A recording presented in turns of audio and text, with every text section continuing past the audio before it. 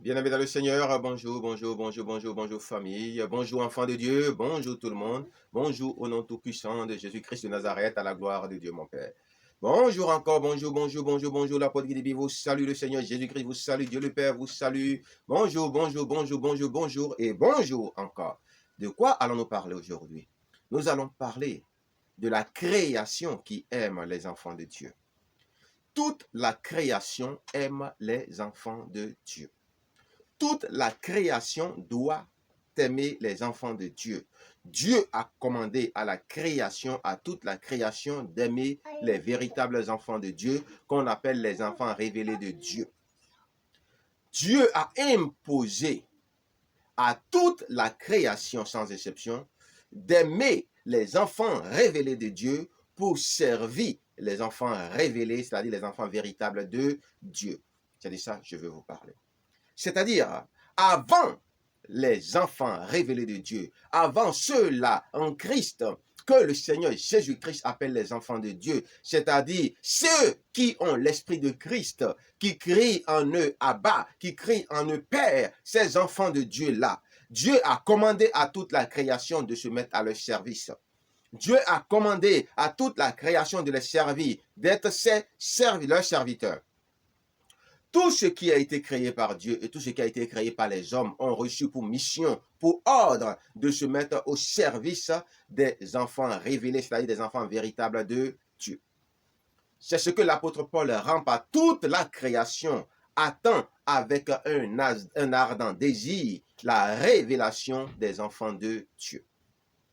Bien-aimés dans le Seigneur, beaucoup d'entre nous sont des enfants de Dieu, ont le Saint-Esprit de gloire en eux, ont l'Esprit nouveau en eux dont Dieu le Père parlait quand il disait « Je vous donnerai un esprit nouveau et je mettrai mon Esprit Saint en vous de telle façon qu'il vous donne de pratiquer et de respecter mes commandements. » Bien-aimés dans le Seigneur, le vrai problème aujourd'hui des enfants de Dieu, des enfants révélés de Dieu, c'est que la création ne se met pas à leur service. Qu'est-ce qui se passe? Vous êtes enfant de Dieu ou vous n'êtes pas enfant de Dieu? Nous sommes enfants de Dieu ou nous ne sommes pas enfants de Dieu? Quel type d'enfant de Dieu nous sommes? Nous sommes enfants de Dieu parce que nous croyons simplement en Jésus-Christ de Nazareth, ou nous sommes enfants de Dieu parce que Dieu a mis en nous un esprit nouveau et a mis en nous son Saint-Esprit qui nous donne de pratiquer les commandements et qui crie en nous Abba Père. Quel type d'enfant de Dieu sommes-nous? Si le problème ou notre problème, nous les enfants de Dieu, ce n'est pas que nous sommes de faux enfants de Dieu, des problèmes au niveau de l'authenticité de notre statut d'enfant de Dieu, alors ça veut dire que notre vrai problème est un problème de renouvellement de l'intelligence. Soyez transformés par le renouvellement de l'intelligence. Notre intelligence n'est pas renouvelée, notre intelligence n'est pas régénérée. Le diable a empoisonné notre intelligence de telle façon que nous n'allons pas comprendre cette révélation-là que je suis en train de donner aujourd'hui. Et que déjà beaucoup d'autres serviteurs ont compris et qu'ils sont en train de donner aux enfants de Dieu, même si les gens se moquent d'eux, même si les gens ne comprennent pas la profondeur des mystères qu'ils sont en train d'expliquer. Toute la création a reçu ordre, commandement divin. La parole qui ne revient point à Dieu sans accomplir ce pourquoi elle est sortie, a commandé à toute la création, que ce soit création de Dieu ou création des hommes, de se soumettre aux enfants révélés de Dieu, aux enfants véritables de Dieu, et de les servir, de se mettre à leur service. C'est ça la révélation que Paul nous donnait. Même si elle est un peu voilée, de telle façon qu'on peut la lire, la relire en la survolant.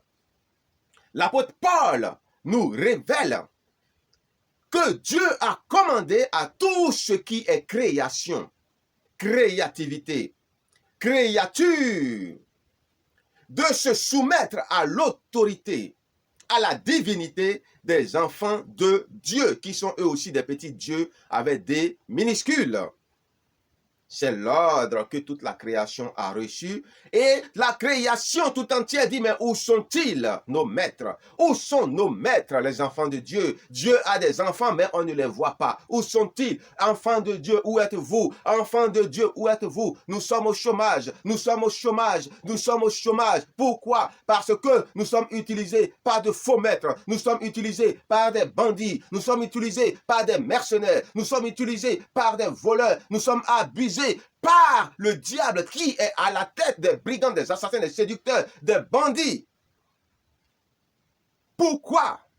Parce que nous cherchons les enfants révélés de Dieu avec des torches. Nous cherchons les enfants de Dieu, mais nous ne les voyons pas.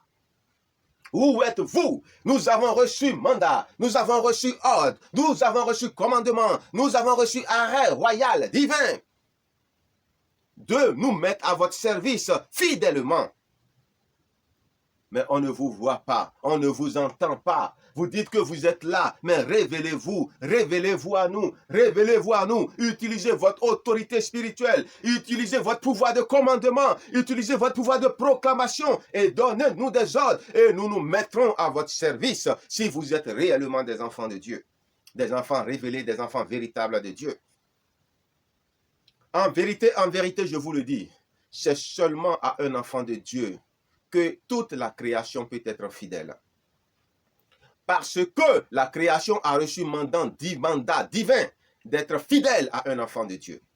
Si vous n'êtes pas un enfant de Dieu et que vous voulez utiliser la création, chaque création de Dieu, chaque création humaine, chaque chose qui a été créée, même par vous-même, vous serez trahi. Vous serez trahi parce que cette création sera pour vous un mauvais maître et un mauvais serviteur. Parce qu'elle n'a pas reçu ordre de vous servir. Elle n'a pas reçu ordre de se mettre à votre service. Vous avez reçu peut-être onction pour les dominer. Mais vous n'avez pas reçu onction pour qu'elles puissent se mettre à votre service comme des serviteurs loyaux et fidèles, comme les anges qui sont dans les cieux servent loyalement et fidèlement Dieu notre Père. Aucun ange de Dieu ne peut être fidèle à aucune créature humaine, si ce n'est à un enfant de Dieu. Aucune création de Dieu ne peut être fidèle à un homme, si ce n'est un enfant de Dieu. Même l'argent ne peut être fidèle à aucun homme, si ce n'est un enfant de Dieu. Oui, c'est pourquoi, quand des gens font tout pour s'enrichir, l'argent fuit de leur vie. L'argent les trahit. Au moment où ils ne s'y attendent pas, l'argent leur fait toujours de mauvais coups. L'argent leur joue toujours de mauvais tours. Et ils finissent par se retrouver sur la paille ou sur la paille, comme on le dit. L'argent n'est pas obligé d'être fidèle aux hommes, mais l'argent est obligé d'être fidèle aux enfants de Dieu. Parce que l'argent a reçu ordre de se soumettre à l'autorité des enfants de Dieu. L'argent a reçu ordre de se mettre au service des enfants de Dieu. L'argent a reçu ordre de servir fidèlement les enfants de Dieu. Et Dieu notre Père, à travers la personne de Jésus-Christ de Nazareth, le Dieu qui sauve, puisque Jésus-Christ de Nazareth, c'est le Dieu, le nom de Dieu qui sauve, le nom sauveur de Dieu, le nom qui sauve de Dieu, le Tout-Puissant. Jésus-Christ de Nazareth donne aux chrétiens le secret de l'argent. Il a dit, n'aimez jamais l'argent. Aimez Dieu, mais n'aimez jamais l'argent et n'aimez jamais rien d'autre en dehors de Dieu. Premièrement, et vos épouses secondement. Tout en sachant que l'amour d'un homme pour une femme est un idéal, c'est-à-dire une chose vers quoi l'homme tend. Parce que peu importe ce qu'il va dire, la femme, un moment ou un autre, tu rendras toujours compte de cette triste réalité, tu ne m'aimes pas. Peu importe tout ce qu'il va faire, elle va un jour sortir de sa bouche, tu ne m'aimes pas. Et Dieu dira à ce mari-là, aime ta femme, aime ta femme, aime ta femme. Il va faire des efforts, il va faire des efforts, il va faire des efforts. Arrivé à un niveau, la femme va encore dire, tu ne m'aimes pas. Et Dieu va lui dire encore, Marie, aimez vos femmes, aimez vos femmes, aimez vos femmes. Parce qu'en réalité, l'amour d'un homme pour une femme est un idéal vers quoi l'homme tend, sans jamais pouvoir l'atteindre réellement. Parce que l'amour pour une femme est trop profond. Bien-aimés dans le Seigneur, nous revenons à cette réalité comme quoi c'est Dieu le Père seul qu'il faut aimer, véritablement, afin de permettre et de donner à Dieu le Père d'avoir une réelle seigneurie sur nous et dans tous les domaines de notre vie. Puisqu'il faut que le désir aille vers Dieu le Père pour donner à Dieu le Père de dominer sur nous. L'argent veut les enfants de Dieu. L'argent aime les enfants de Dieu. La création aime les enfants de Dieu. Toute la création aime les enfants révélés de Dieu, les enfants véritables de Dieu. Pourquoi? Parce que Dieu a commandé à la création tout entière d'aimer les enfants de Dieu et de se mettre à leur service et que ce sont eux qui sont leurs véritables maîtres. C'est pourquoi tous ceux qui utilisent toute la création, chaque objet de la création, chaque chose de la création pour s'en servir, se trouvent toujours trahis à la fin. Vous pouvez siphonner, le diable peut siphonner la fortune de n'importe qui sur cette terre, sauf celle d'un enfant de Dieu révélé. Il ne peut pas. Si tu es un enfant de Dieu révélé, ta fortune, le diable ne peut pas te la voler. Ta richesse, le diable ne peut pas te la voler. Il va utiliser toutes les stratégies. Il sera heurté à un mur parce que tu es en connexion avec Dieu et tu commandes aux éléments. Et les éléments ne peuvent pas te trahir parce que les éléments n'ont pas reçu mandat et onction pour te trahir. L'argent te reste fidèle, les éléments te restent fidèles, la création te reste fidèle, chaque chose te reste fidèle, le vent, la tempête, toutes choses te restent fidèle. Et même les démons ne peuvent pas te trahir. Parce que tu es un enfant révélé de Dieu de la même manière que quand Dieu donne un ordre au diable, le diable accomplit fidèlement l'ordre que Dieu lui a donné, sans pouvoir tricher. Parce qu'il sait ce qu'il attend s'il le fait. La parole de Dieu est sortie. Et le diable doit se soumettre à l'autorité de la parole de Dieu. Est-ce que vous voyez? Oui, le diable lui-même se soumet à l'autorité de la parole de Dieu parce qu'il est aussi une création de Dieu. Satan, y compris toute la création, ont reçu ordre et mandat de se soumettre à l'autorité et au service et de se mettre au service des enfants de Dieu. Se soumettre à l'autorité des enfants de Dieu et de se mettre au service des enfants révélés de Dieu, des enfants véritables de Dieu notre Père. Un véritable enfant de Dieu, s'il a compris la vérité sur l'argent, devait commander à l'argent et l'argent va se soumettre à lui. Devait commander à chaque élément, au vent, à la tempête, même aux objets créés par l'homme, les avions, chaque chose. Une voiture va se mettre en panne, il va dire répare-toi et elle va se réparer tout de suite. Puisque les démons sont capables de mettre une voiture en panne et de bloquer même une voiture neuve, nouvellement construite, ça veut dire qu'un enfant de Dieu a aussi le pouvoir de dire démarre, même si elle n'a pas de moteur, et la voiture va démarrer. Mais c'est quoi le problème? Le problème, c'est que nous sommes infidèles à Dieu.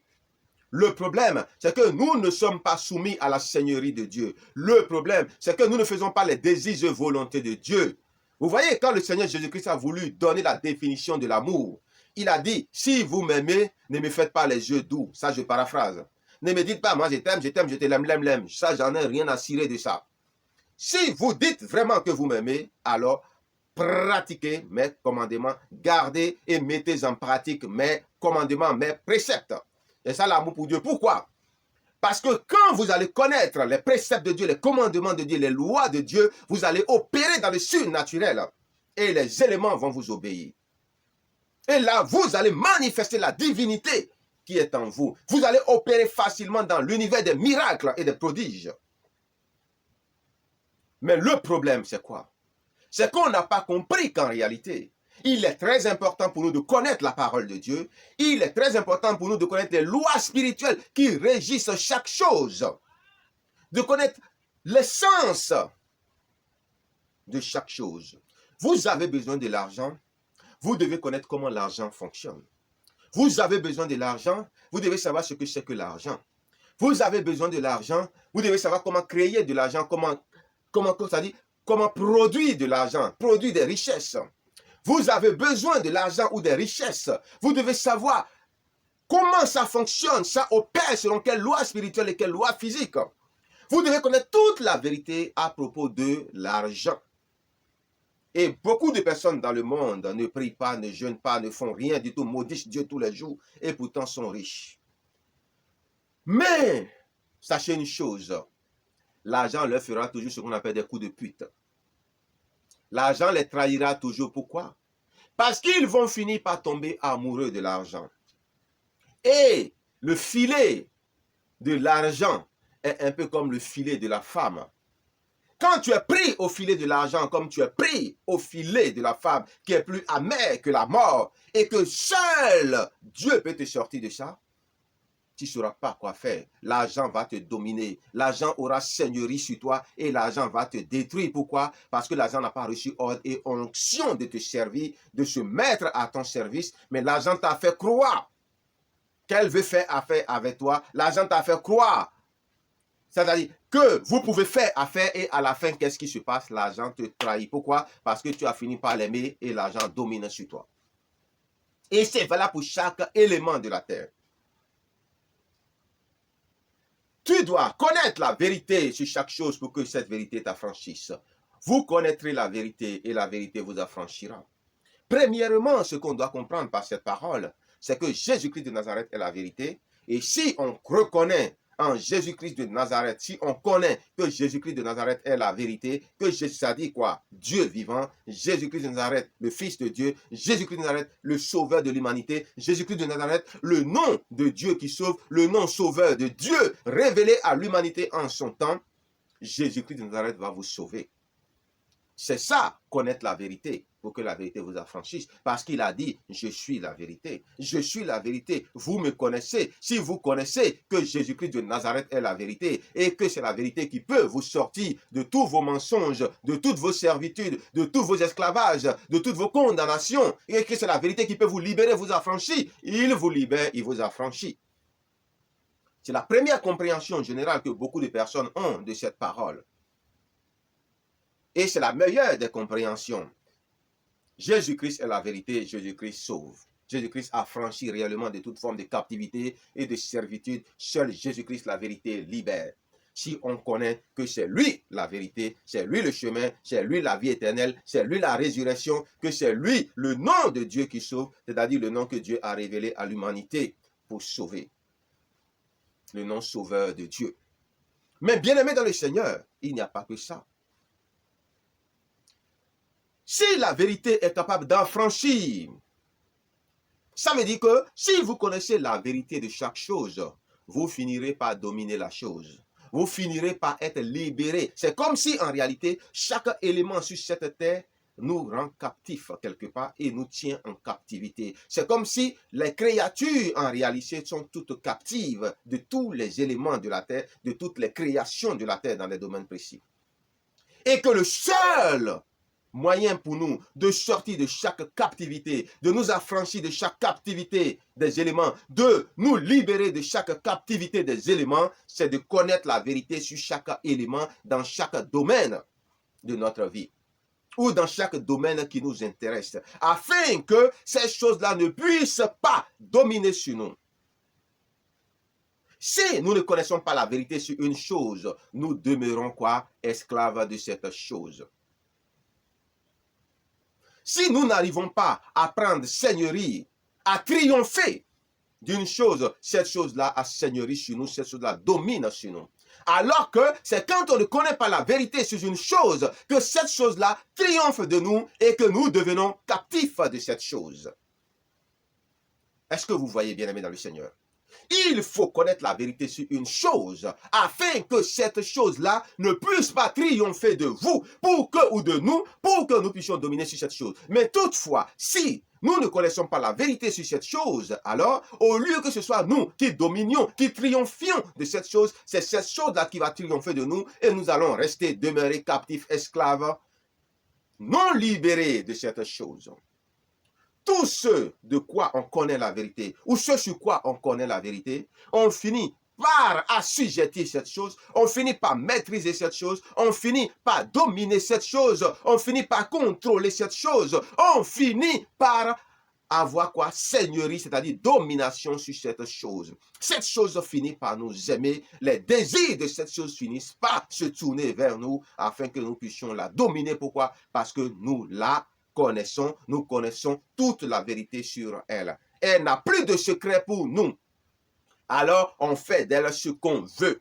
On nage dedans comme on veut, on l'utilise comme on veut. C'est comme quelqu'un qu'on dit qu'il est génie en mathématiques, qu'il dorme, qu'il se réveille, peu importe ce qu'il est en train de le faire, vous allez vouloir le bousculer en mathématiques, vous n'allez pas pouvoir. Peu importe comment vous faites, peu importe comment vous corsez les choses, et plus vous les corsez, et plus il est content parce qu'il sait que voilà un défi à la hauteur de son niveau. Est-ce que vous voyez, bien aimé? C'est pareil aussi pour beaucoup d'autres choses. Il y a des éléments en économie, c'est quand toute leur fortune se croule qu'ils sont contents parce qu'ils savent que c'est là maintenant qu'ils vont montrer ce qu'ils ont dans le ventre. C'est comme ça qu'on apprend qu'ils ont chuté de 2 milliards et puis brusquement on apprend qu'ils ont gagné 10 milliards. Vous voyez? Alors que la chute normalement devait progresser. Mais ce n'est pas le cas. Mais vous voyez, aussi longtemps que ces personnes-là vont aimer l'argent, l'argent leur sera infidèle et l'argent finira toujours par avoir leur peau. Pourquoi? Parce que si vous aimez l'argent, l'argent a déjà domination et seigneurie sur vous. L'argent fait de vous ce qu'elle veut. L'argent va vous empêcher de l'utiliser. Elle va vous permettre de l'amasser. Et au bon moment, l'argent va disparaître de votre vie. Et ce serait comme si vous n'avez rien fait. C'est valable pour tous les éléments de la terre. Pourquoi? Parce que ces éléments n'ont pas reçu mandat divin pour se mettre fidèlement à votre service. Et un enfant véritable de Dieu qui veut faire des affaires, qui veut être riche, doit connaître que Dieu lui interdit d'aimer l'argent. Il ne doit jamais aimer l'argent. L'argent ne doit jamais devenir son maître, mais l'argent doit rester son serviteur fidèle et il doit utiliser l'argent comme il veut. Mais il ne doit jamais aimer l'argent, de telle façon que même le jour où il devenait l'homme le plus pauvre de la terre, il va toujours demeurer heureux. Pourquoi? Parce qu'en réalité, il n'était pas attaché à l'argent. Il n'utilisait l'argent que pour faire ce qu'il veut avec. Et la meilleure façon d'utiliser l'argent quand on est chrétien, enfant de Dieu, c'est de mettre l'argent au service de l'œuvre de Dieu. L'expansion de l'évangile, la défense des serviteurs de Dieu, la défense des pauvres et des orphelins, devenir en quelque sorte le gardien de l'héritage de Dieu. Cela n'empêche que vous avez le droit de vous faire plaisir au passage avec l'argent. Mais vous allez voir une chose. Quand vous êtes un enfant révélé de Dieu, que vous avez l'argent, Dieu vous donne d'être en train d'amasser de l'argent et en même temps de l'utiliser. Donc, vous faites un bon usage de ça. Mais quand vous n'avez pas reçu ordre d'avoir de l'argent et quand l'argent n'a pas reçu ordre de se mettre fidèlement à votre service, vous amassez de l'argent, mais vous ne l'utilisez pas.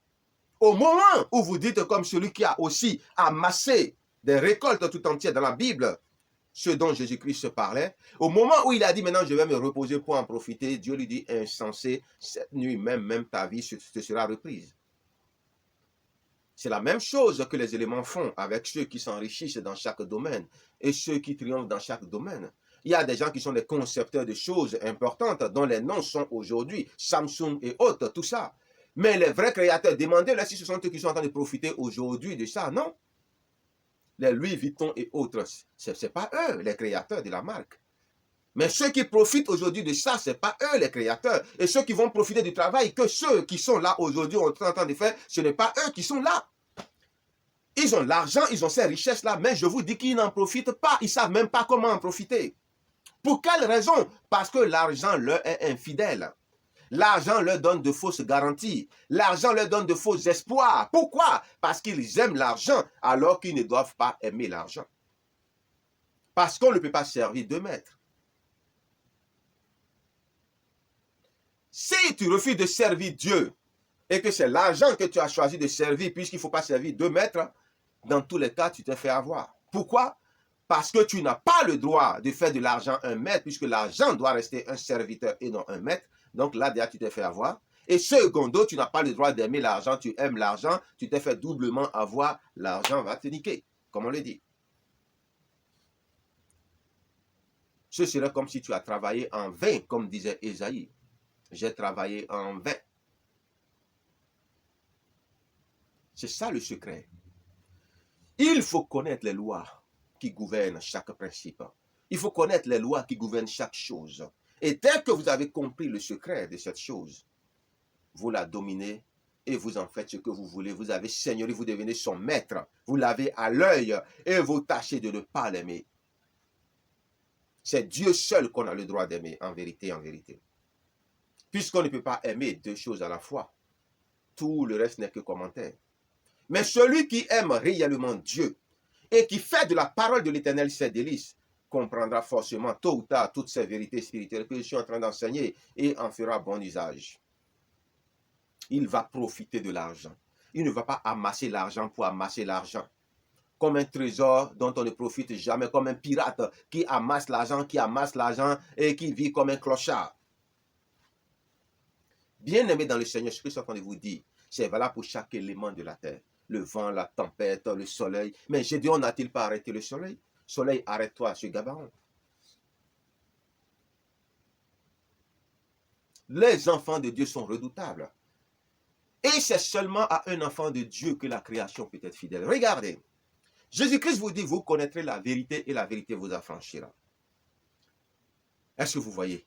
Connaître la vérité pour être affranchi de ce sur quoi on découvre la vérité. Pour s'en affranchir, la dominer, la contourner, la maîtriser, la circonscrire, la commander. Quand une chose n'a plus de secret pour toi, tu la domines. La création nous aime. Nous, les enfants révélés de Dieu. Nous, les enfants puissants de Dieu. Nous, les enfants d'autorité de Dieu. Les enfants de Dieu doivent connaître la vérité sur toutes choses. Aussi longtemps que vous ne connaissez pas le secret, la vérité sur une chose, vous ne pouvez pas la cerner, la dominer et avoir seigneurie sur elle, la maîtriser et en faire tout ce que vous voulez, c'est-à-dire jouer avec cette chose-là, comme c'est pas possible. Toutefois, sachez une chose, Dieu c'est la vérité et la vérité c'est Dieu. Dieu c'est la vérité et la vérité c'est Dieu. Dieu est la vérité et la vérité est Dieu.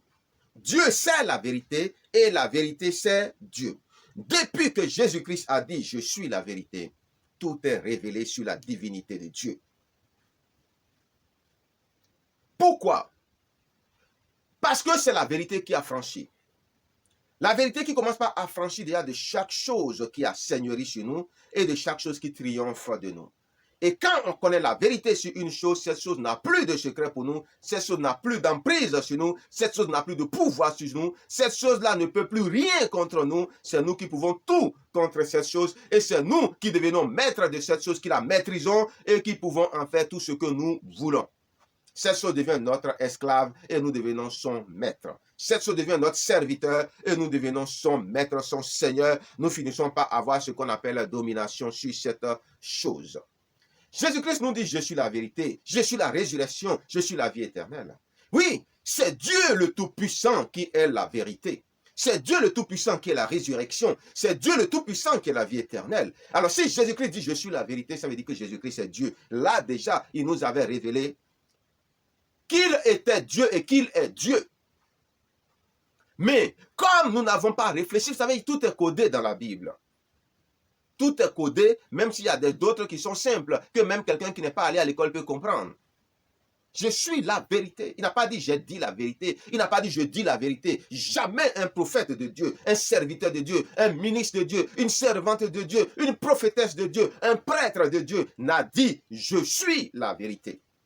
Seul Jésus-Christ de Nazareth a dit « Je suis la vérité » parce qu'il est la source de toute vérité. La vérité sort de lui. La vérité, c'est lui-même. Parce que la vérité est incréée. Est-ce que vous voyez? La vérité est l'être et le mouvement de Dieu lui-même. La vérité, c'est Dieu et Dieu est la vérité. Et chaque vérité que vous connaissez sur une création, parce que dans toute création de Dieu, Dieu a une vérité, il y a une loi qui gouverne chaque création de Dieu. Il y a une loi qui gouverne chaque créature de Dieu pour que cette créature de Dieu domine sur toi et pour que toi aussi tu puisses dominer sur elle. Quand la création connaît la loi qui lui permet de dominer sur toi, humain, elle domine sur toi. Quand toi, humain, tu connais la loi qui te permet de dominer sur la création, tu domines sur elle. Entre toi et la création, qu'est-ce qui triomphe sur qui? Qui a triomphé de qui? Est-ce que c'est toi qui as triomphé de la création pour avoir seigneurie, domination sur la création, pour devenir maître de la création et que la création devienne esclave de toi? Ou est-ce que c'est la création qui connaît le secret, la vérité sur toi, pour faire de toi son esclave, pour triompher de toi, pour avoir seigneurie sur toi? C'est de ça que Jésus-Christ parlait quand il dit « Vous connaîtrez la vérité et la vérité vous affranchira » quand déjà on met de côté le fait que Jésus-Christ est Dieu, la vérité, et que quand vous connaissez Dieu, la vérité, c'est-à-dire Jésus-Christ, le nom qui sauve, vous êtes sauvés parce que vous croyez en cette vérité et vous croyez que Jésus-Christ va vous sauver. Est-ce que vous voyez, bien aimé dans le Seigneur? Donc, tout est là. Parce que reconnaître que Jésus-Christ est le nom de Dieu qui sauve, c'est connaître une vérité. Mais c'est cette vérité-là, en vérité, qui va vous affranchir. De quoi? De la domination de la mort éternelle, de la captivité de la mort éternelle, de l'esclavage de la mort éternelle, et même de l'emprise des puissances des ténèbres, parce que vous avez compris que Jésus-Christ est le nom de Dieu, le nom véritable de Dieu en tant que sauveur de l'humanité. Et que c'est à travers cet attribut-là, ce nom-là seulement, que vous pouvez accéder à votre salut. Par les désirs et volontés de Dieu. Donc, disant, je suis la vérité, Jésus-Christ avait déjà révélé qu'il est Dieu. Mais c'est ceux qui ont des oreilles qui entendent. Et c'est ceux qui ont de l'intelligence qui comprennent. Donc, si quelqu'un vous dit, montrez-moi un seul endroit où Jésus-Christ a dit qu'il est Dieu lui-même, c'est ça. Je suis la vérité. Vous savez, la vérité est omnisciente, omniprésente et omnipotente. La vérité avec grand V, elle est omnisciente, omnipotente et omniprésente. La vérité c'est tout, la vérité peut tout et la vérité est partout à la fois. Rien ne peut rien contre la vérité, mais la vérité peut tout contre tout. Est-ce que vous comprenez ça? Et c'est pourquoi la vérité affranchit de toute captivité, de toute servitude, de tout esclavage, et la vérité aussi sauve. Et la vérité donne quoi? La vie éternelle. Et la vérité sur chaque chose te permet d'avoir seigneurie, dominer, devenir un seigneur sur chaque chose. Une forme de petit Dieu avec des minuscules. Et Jésus-Christ vous dit, je suis la vérité.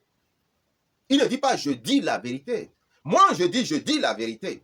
Mais Jésus-Christ lui dit, je suis la vérité. Paul dit, je dis la vérité et Dieu m'en est témoin. Jésus-Christ lui dit, je suis la vérité. Les prophètes avant lui ont dit, je dis la vérité. Les autres apôtres ont dit, je dis la vérité. Nous, les serviteurs, nous disons toujours, je dis la vérité. Mais vous savez ce qui m'étonne? Si Jésus-Christ est la vérité et que la vérité est Dieu et que Jésus-Christ est Dieu, est-ce que Jésus-Christ va se faire harakiri, c'est-à-dire se mettre un couteau sur le cou et s'égorger? Est-ce que la vérité va se faire harakiri en disant à un autre serviteur de Dieu autre chose que ce qu'il est vraiment, qu'il est Dieu? C'est à partir de là que vous devez vous poser des questions et savoir que tous ceux qui sont venus prêcher autre chose que Jésus-Christ crucifié, Jésus-Christ ressuscité sont des menteurs et des imposteurs. Et qu'ils soient maudits au nom de Jésus-Christ. Qu'ils soient anathèmes au nom de Jésus-Christ. Qu'ils soient faits malédiction, c'est-à-dire la source de la malédiction, de quoi découlent les malédictions qui vont rejaillir sur d'autres personnes qui seront maudites. C'est ça, être fait anathème. Ce n'est pas qu'il soit fait anathème. C'est-à-dire qu'il devienne une source de malédiction. Comme ceux qui ont nié l'existence de Dieu. Vous voyez, tels que Charles Darwin, qui sont devenus des sources de malédiction, qui ont entraîné la malédiction d'une multitude. C'est ça, être fait malédiction, être fait anathème. C'est trop fort. Pourquoi? Parce que nier la divinité de Jésus-Christ, nier la mort et la résurrection de Jésus-Christ, c'est tout nier. Qu'il soit maudit au carré. Au nom de Jésus-Christ de Nazareth. Jésus-Christ est la vérité est Jésus-Christ, Jésus-Christ est Dieu, la vérité est Dieu, la vérité est omnisciente, omniprésente, omnipotente. La vérité sait toutes choses, la vérité est partout à la fois et la vérité peut toutes choses. Omnisciente sait tout, omnipotente peut tout, omniprésente est partout à la fois. Est-ce que vous comprenez, bien-aimés, dans le Seigneur? Donc, Dieu n'a pas un problème avec le fait qu'un chrétien devienne riche. Dieu veut que tous les chrétiens deviennent riches sans exception. C'est ce à quoi ils sont appelés sur leur destinée parce que Dieu est le propriétaire et le détenteur de l'or, l'argent et les diamants. Et les enfants de Dieu sont les héritiers légitimes de ces richesses. Et c'est pourquoi Dieu a piégé ces richesses-là en faisant en sorte que tous ceux qui n'ont pas droit à ça ne s'en serviront réellement pas. C'est pourquoi ceux qui les utilisent ont un pouvoir de destruction énorme. Parce qu'ils savent qu'ils ne sont pas les propriétaires légitimes de l'or, l'argent et les diamants. Parce qu'ils savent que l'or, l'argent et les diamants vont leur faire des coups de pute, vont les niquer, vont les faire, comment on appelle là, va finir par les trahir. Alors ils l'utilisent et ils cherchent à transformer les lois à leur avantage avant qu'il ne soit trop tard. Mais Dieu veille au gré. C'est seulement aux chrétiens que l'argent peut être fidèle. Parce que l'argent est destiné aux chrétiens en vérité. C'est seulement aux chrétiens que les éléments peuvent être fidèles parce que les éléments sont destinés aux chrétiens. Les éléments sont créés pour se mettre au service des chrétiens. Toute création, sans exception, tout ce qui est création. Et en dehors de Dieu, tout est création. Même les créatures sont créations.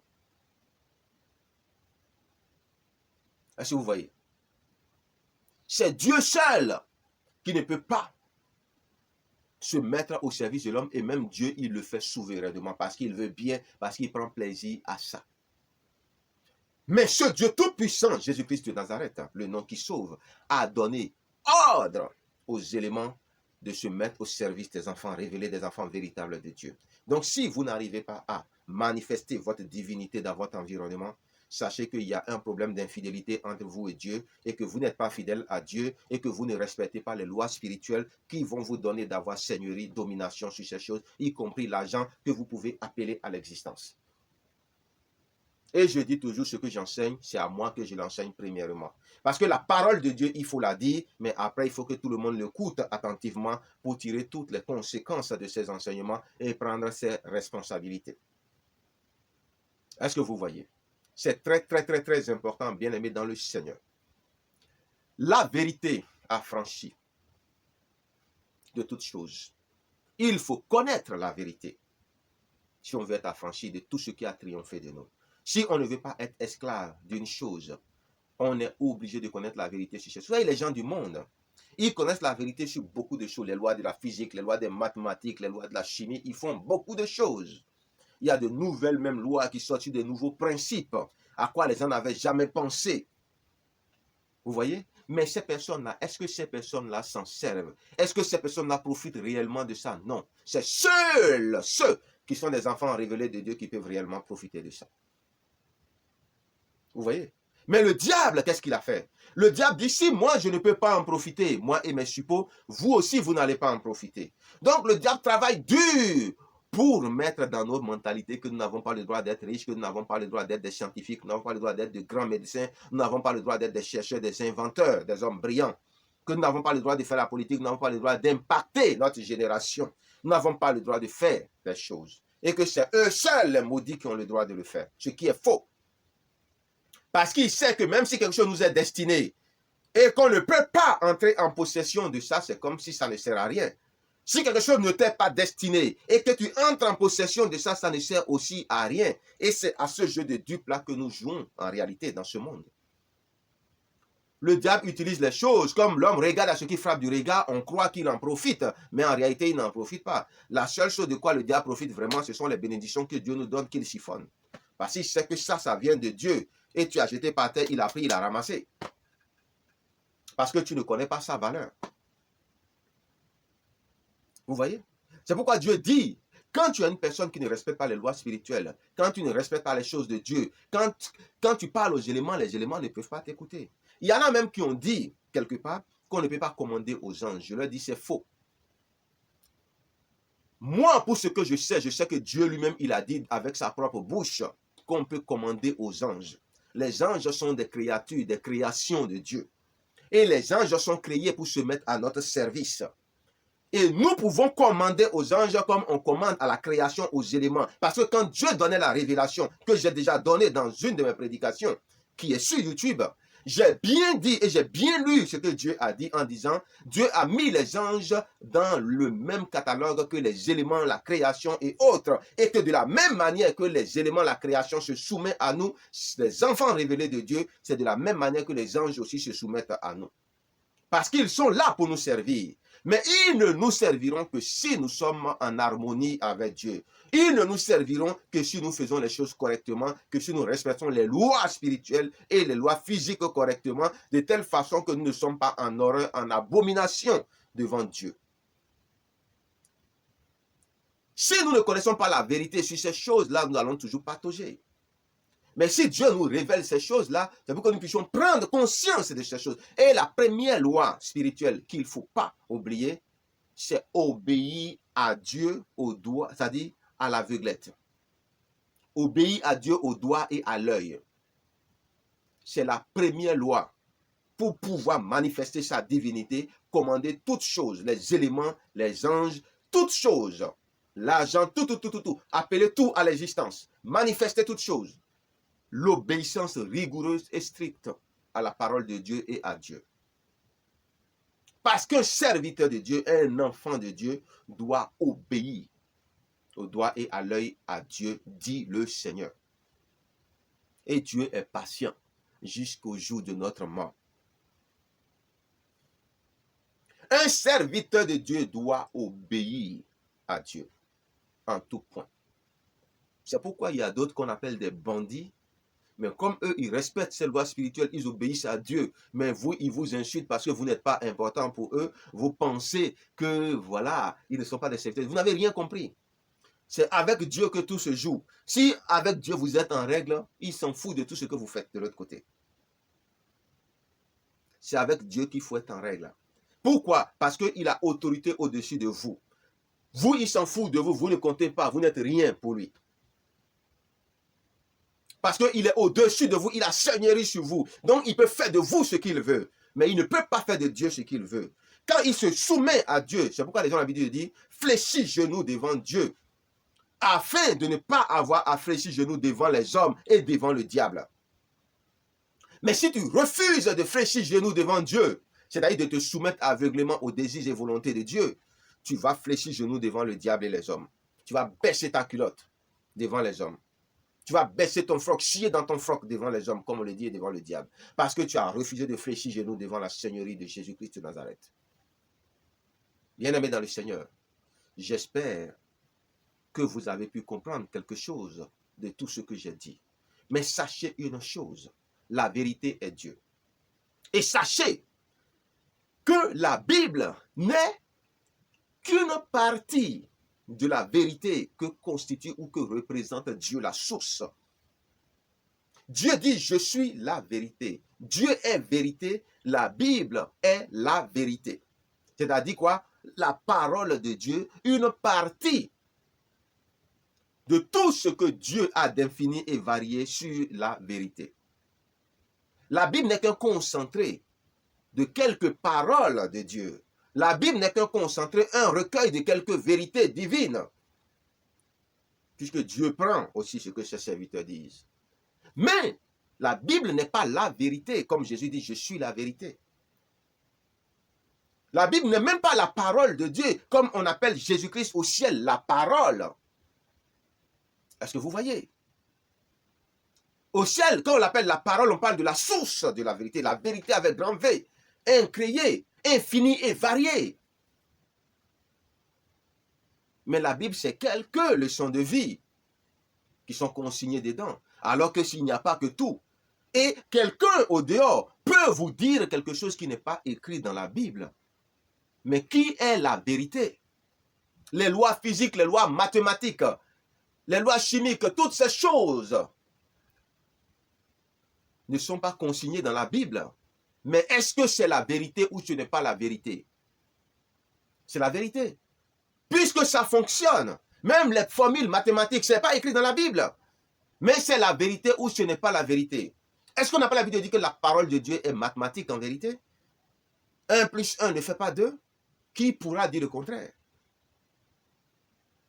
C'est pourquoi Jésus-Christ ne vous a pas dit, vous connaîtrez ma parole et ma parole vous affranchira. Parce qu'il sait que s'il disait ça, il va vous faire le plus grand mal qui soit. Vous allez tous jeter les yeux dans la Bible en pensant que la Bible seule allait vous suffire pour vous sortir de tous les problèmes, de toutes les lois, de toutes les formules, de tous les principes qui gouvernent ce monde et les éléments. Vous pensez que c'est dans la Bible qu'on a trouvé comment faire pour créer l'avion, les fusées ou les vaccins? Non.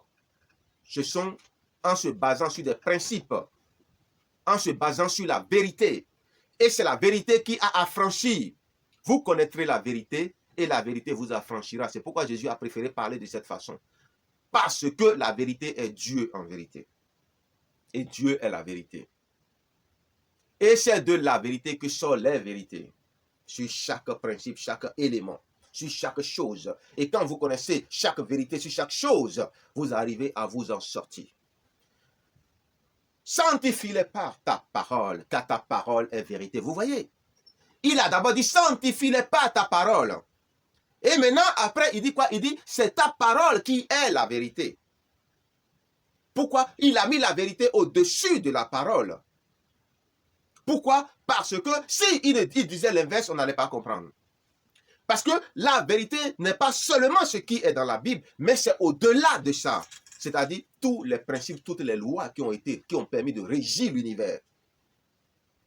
Tous les principes de gouvernement de l'univers. Toutes les lois selon lesquelles l'univers fonctionne. Chaque élément, chaque atome. Même si les gens vous parlent seulement de l'atome, les experts en atomes, vous allez être fatigués de voir la beauté de l'atome et de voir le fonctionnement divin de l'atome.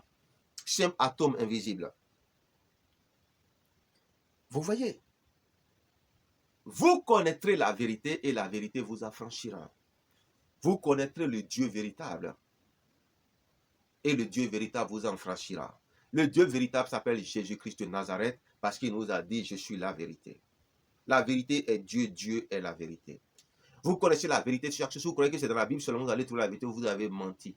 Je ne dis pas que quand quelqu'un vous dit quelque chose, il dit c'est la vérité, c'est de ça que je parle. Non. Il y a chacun sa vérité, mais il y a la vérité qui s'impose à tout le monde comme une évidence. Je ne parle pas de réalité, parce qu'une réalité peut ne pas être la vérité.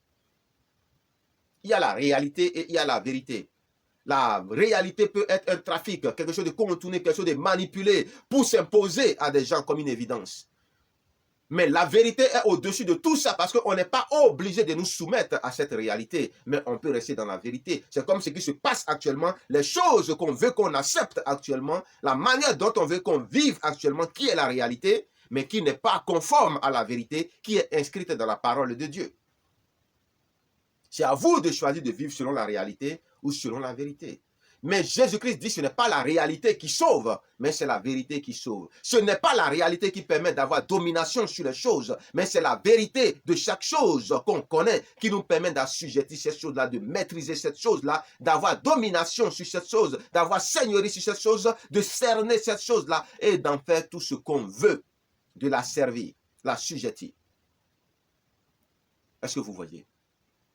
Et Dieu est la vérité, la source de toutes ces choses. Il peut vous révéler ces vérités, comme vous-même, vous pouvez les découvrir par tout un travail intense de méditation et de recherche. Est-ce que vous voyez? Donc, vous êtes en train de causer avec quelqu'un au dehors, la personne peut vous dire quelque chose, et vous allez convenir ensemble que c'est la vérité. Donc, c'est parole de Dieu. Toute vérité est parole de Dieu. Même si ce n'est pas écrit dans la Bible. Vous avez compris? Toute vérité est parole de Dieu, même si ce n'est pas écrit dans la Bible. Mais vous devez convenir que c'est la vérité pour que cela devienne parole de Dieu. Soyez bénis au nom de Jésus-Christ de Nazareth. Dieu, c'est la vérité c'est Dieu. C'était l'apôtre Guy Dibi. Ciao, ciao.